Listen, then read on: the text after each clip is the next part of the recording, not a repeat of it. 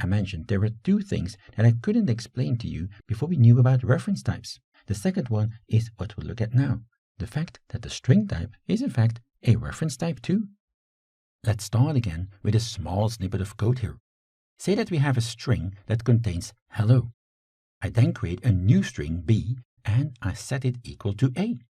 Then in the next line, I add to b, using plus equals, space world. Then we ask to see what a is. The result is hello.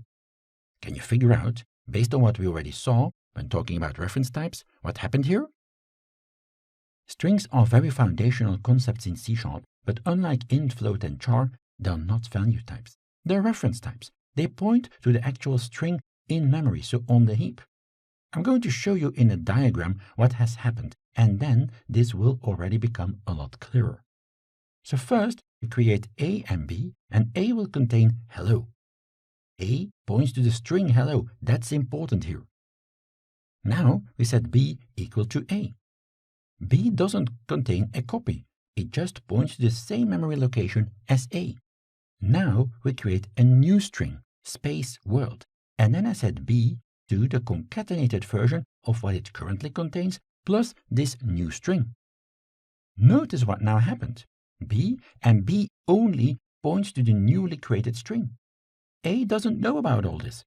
It is just still happily pointing to the original hello string. That is because strings are reference types. They aren't created on the stack, they are created on the heap. There's another thing to notice here.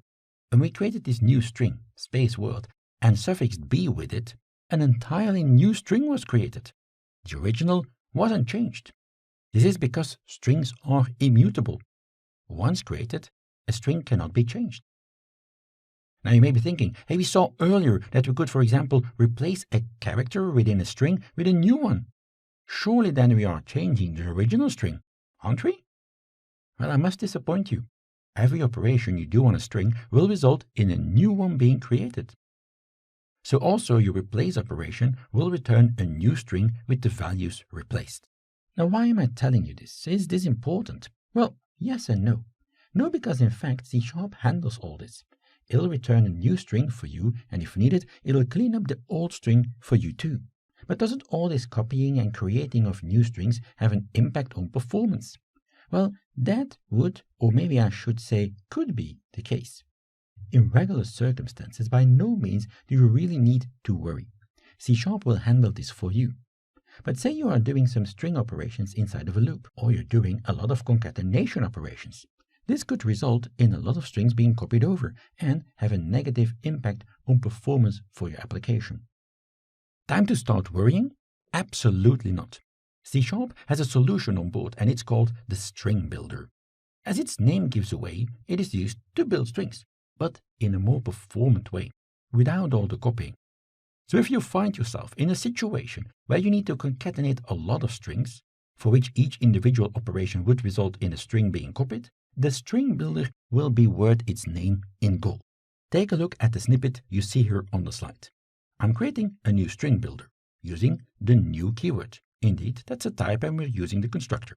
Then, on my new String Builder, I'm calling the append method to append the passed-in string. I do that a few times using append line, which will append the string I'm passing in on a new line. Using the String Builder, none of this will result in the string being copied over multiple times, which would be the case for regular strings. Finally, I can ask the String Builder to give me back the actual string value, and we can do so using the toString method on our String Builder instance. Very easy, isn't it?